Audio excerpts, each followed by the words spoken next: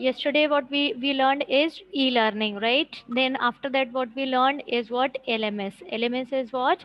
Learning management system. Now today we are going to start with a class with the topic the reusable learning objects. It's again a unit 2 topic. It's in the unit 2.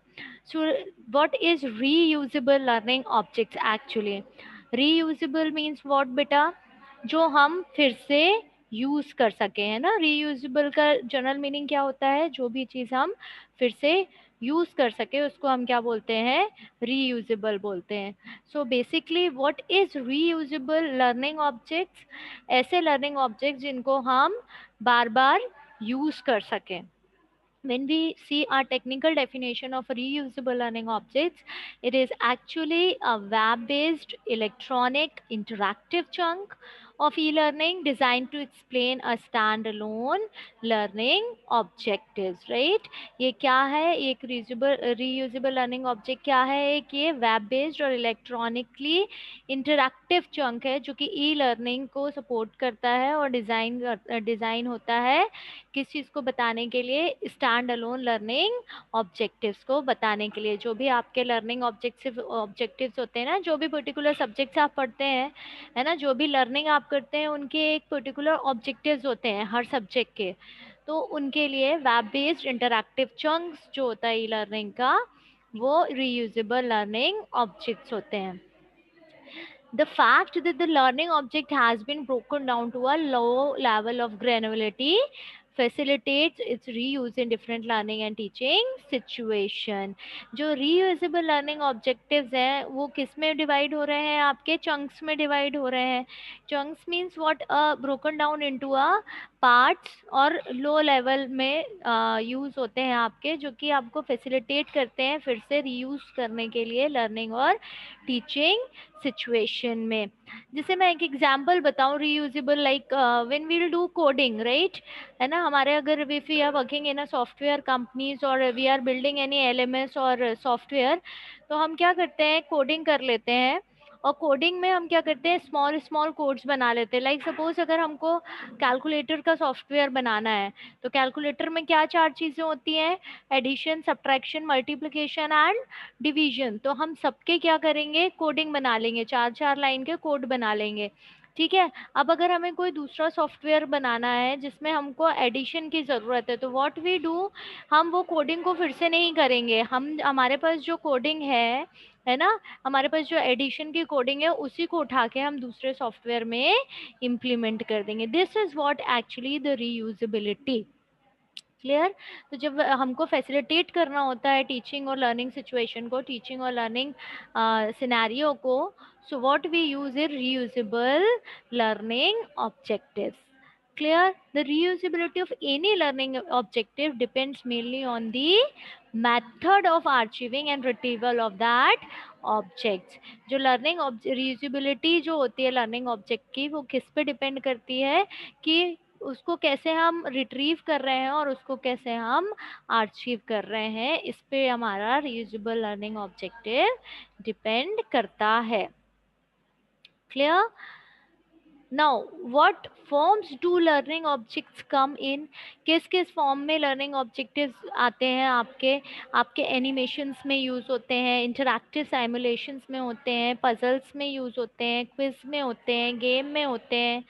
ऐसे बहुत सारे applications में ये learning objectives use होते हैं, है ना। क्योंकि आप कोई पर्टिकुलर चीज़ बना रहे हैं, कोई क्विज का सॉफ्टवेयर बना रहे हैं, कोई एनिमेशन का सॉफ्टवेयर बना रहे हैं, तो what you will do, you actually reuse these learning objects in different software. आप बार बार उसको पूरा कोड नहीं करते हैं। बड़ी बड़ी सॉफ्टवेयर कंपनीज में जो कोडिंग्स होती हैं वो रीयूजेबल लर्निंग ऑब्जेक्ट्स पे होती हैं, है ना। But here what we are seeing are context in teaching and learning. what things actually you need to consider when designing a reusable learning object?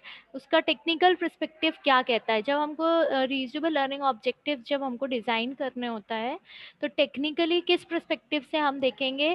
First is what is your subject matter, what is your subject category, like it's science, it's technology, it's humanities, it's business etcetera, है ना। उसके बाद हम क्या देखेंगे, type of आरएलओ to design, किस type का आरएलओ design करना है हमको, ठीक है। साइमुलेशन के लिए बनाना है कि एनिमेशन के लिए बनाना है कि क्विज के लिए बनाना है कि हमको वॉक थ्रू के लिए बनाना है. So you'll have to see कि which type of RLO actually you want to design. Now, what is its method of delivery? What is its methods of archiving and retrieval? And technological platform आप क्या use करेंगे इस design के लिए? So these all are what technical perspective that we need to take care while designing RLO. Clear? Clear? Yes, Clear ma'am. है? हाँ, okay. Yes, ma'am. So can someone will able to tell me what is RLO now? I'll open that slide. While seeing also you can speak. Okay. Now, any one of you kindly give me the answer. What is RLO now? Speak. Whether it's right or wrong, kindly speak.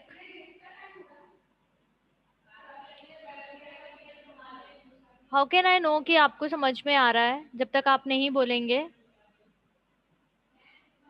Or I'll take names.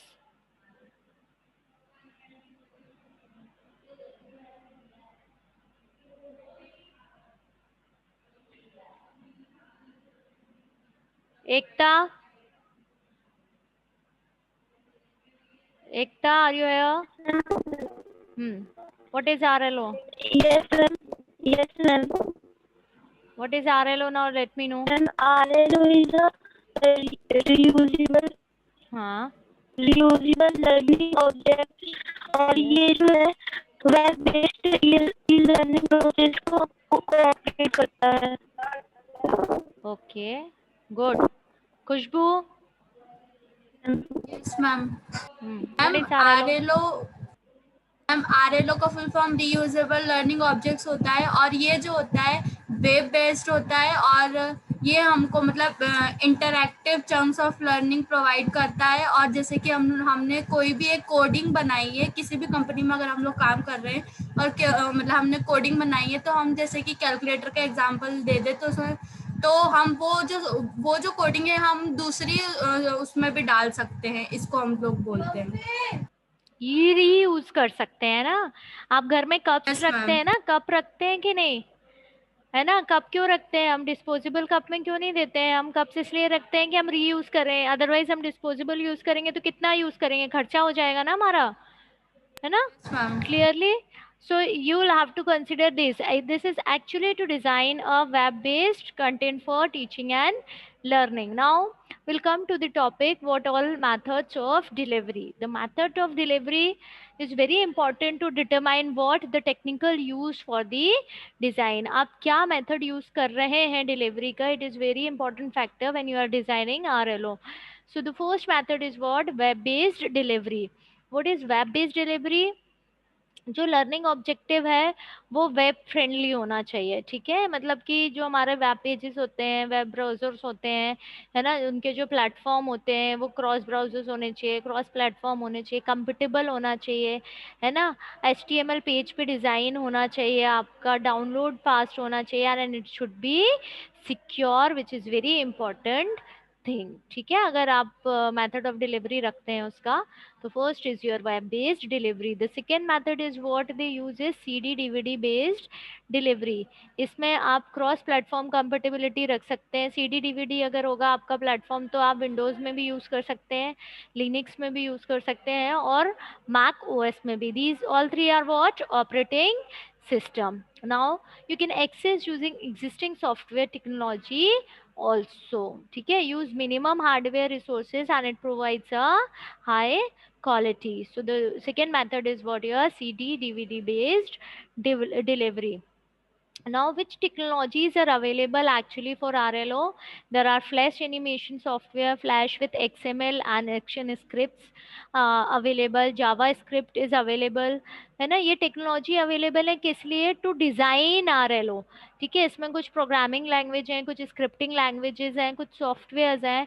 So what are they? The technologies available are Flash animations, Flash with XML and action scripts, Java scripts are available, Java applets with abstract window toolkits are available, Swing.NET framework is available, Silverlight. These all are what? The name of technology, softwares, languages or script which are available to design what? RLO. Clear?